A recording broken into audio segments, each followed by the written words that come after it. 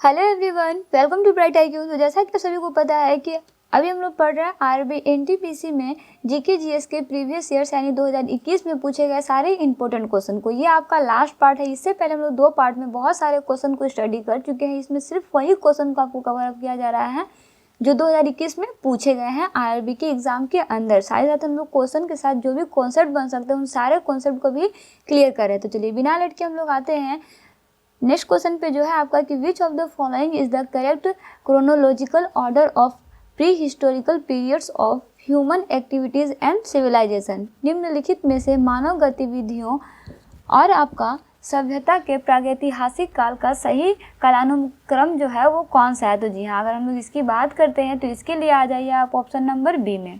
इसमें आपका सबसे पहले होता है पेलियोलिथिक यानी पूरा पाषाण काल। उसके बाद में आपका आता है मेसोलिथिक एज यानी मध्य पाषाण काल। फिर आपका आता है नियोलिथिक एज यानी नव पाषाण काल। इस तरह से आपका ऑप्शन बी जो है इसका करेक्ट आंसर हो जाएगा ना। चलिए आगे बढ़ते हैं। इसका नेक्स्ट क्वेश्चन है आपके पास कि which city of the Indus Valley civilization literary means mount of dead, यानी सिंधु घाटी सभ्यता के किस शहर का शाब्दिक अर्थ है मृतकों का टीला। तो जी हाँ, अगर हम लोग बात करते हैं यहाँ पे मृतकों की टीला की तो उसे बोला वो है आपका मोहनजोदड़ो में, और ये जगह जो है ना वो आपका पाकिस्तान के सिंध प्रांत में पड़ता है।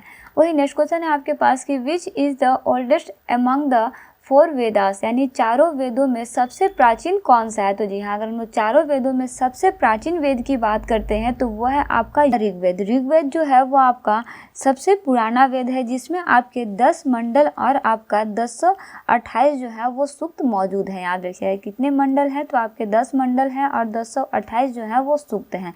चलिए आगे बढ़ते हैं। नेक्स्ट क्वेश्चन है आपके पास कि वेयर इज द वर्ड सत्यमेव जयते below the national emblem of India taken from, यानी भारत के राष्ट्रीय चिन्ह के नीचे सत्यमेव जयते शब्द कहाँ से लिया गया है। तो जी हाँ, अगर हम लोग इसमें देखते हैं सत्यमेव जयते की बात करते हैं तो ये आपका जो है ना वो आपका मुंडक उपनिषद से जो है वो लिया गया है। याद रखिएगा टोटल उपनिषद की बात करते हैं तो 108 उपनिषद जो है वो होते हैं जिसमें आपका मुंडक एक उपनिषद होता है। नेक्स्ट क्वेश्चन है आपके पास कि what is the real name of Lord Mahavir, यानी भगवान महावीर का वास्तविक नाम क्या है। तो जी हाँ, अगर हम लोग लॉर्ड महावीर के वास्तविक नाम की बात करते हैं तो वो आपका वर्धमान है। क्या है? वर्धमान है, याद रखिएगा ना। चलिए आगे बढ़ते हैं। इसका नेक्स्ट क्वेश्चन देखते हैं जो है आपका कि eight which of the following places did Gautam Buddha enlightenment, यानी निम्नलिखित में से किस स्थान पर गौतम बुद्ध को ज्ञान की प्राप्ति जो है वो हुई थी। तो जी हाँ, गौतम बुद्ध को ज्ञान की प्राप्ति जो है वो आपका बोध गया में हुई थी और इन्होंने अपना पहला उपदेश जो है वो आपका सारनाथ होगा।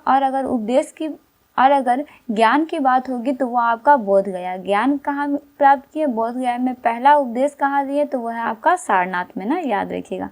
चलिए आगे बढ़ते हैं। इसका नेक्स्ट क्वेश्चन है आपके पास the concept of bodhisattva is related to, यानी बुद्धित्व की अवधारणा जो है वो संबंधित है। बताइए किससे संबंधित। तो जी हाँ, अगर हम बुद्धित्व की बात करते हैं ना तो ये आपका जिससे संबंधित है वो है आपका option number C Mahayana Buddhism, यानी महायान बौद्ध धर्म से ये आपका संबंधित है। याद रखिएगा ना। चलिए आगे बढ़ते हैं। इसका नेक्स्ट क्वेश्चन देखते हैं जो है आपका कि dash the cabinet mission come to India in the year, यानी कैबिनेट मिशन वर्ष डैश में भारत आया था। बताइए किस वर्ष में आया था। तो जी हाँ, वो वर्ष था आपका 1946 का। 1946 में जो है वो कैबिनेट मिशन भारत में आया था ना। आगे बढ़ते हैं। इसका नेक्स्ट क्वेश्चन है आपके पास कि on which day is the constitution day of India celebrated, यानी भारत का संविधान दिवस किस तारीख को मनाया जाता है। तो जी हाँ, अगर हम संविधान दिवस की बात करते हैं तो संविधान दिवस जो है ना वो आपका 26 नवंबर को मनाया जाता है और आपका 26 जनवरी को गणतंत्र दिवस मनाया जाता है ना।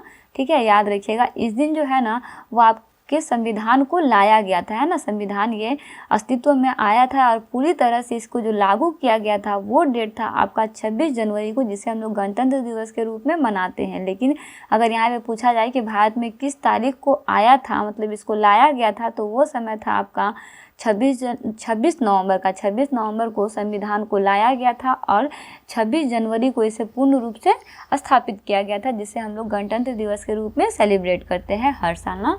चलिए आगे बढ़ते हैं। इसका नेक्स्ट क्वेश्चन है आपके पास कि who was the chairman of the first meeting of the constitution assembly held on 6 दिसंबर 1946 यानी 9 दिसंबर 1946 को हुई संविधान सभा की पहली बैठक के अध्यक्ष कौन थे? तो जी हाँ, इसमें हम लोग पहली बैठक की बात करते हैं ना, तो पहली बैठक में जो अध्यक्ष थे ना वो थे आपके डॉक्टर सच्चिदानंद सिन्हा, याद रखिएगा। यानी ऑप्शन बी जो है इसका करेक्ट आंसर हो जाएगा ना।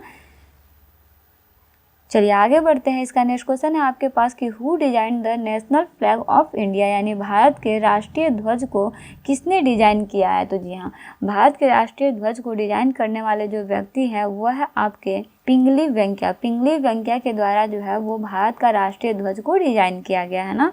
चलिए आगे बढ़ते हैं। इसका नेक्स्ट क्वेश्चन है आपके पास कि which foreign constitution is the source of the idea of rule of law of the Indian constitution, यानी भारतीय संविधान के कानून के नियम के विचार का स्रोत जो है वो आपका कौन सा विदेशी संविधान है, यानी कि कौन सा विदेशी संविधान से जो है इसे लिया गया है? क्या लिया गया है? आइडिया ऑफ द लॉ यानी कानून का नियम। तो कानून का नियम जो है वो आपका यूनाइटेड किंगडम से जो है वो लिया गया, यानी ऑप्शन डी जो है इसका करेक्ट आंसर हो जाएगा ना।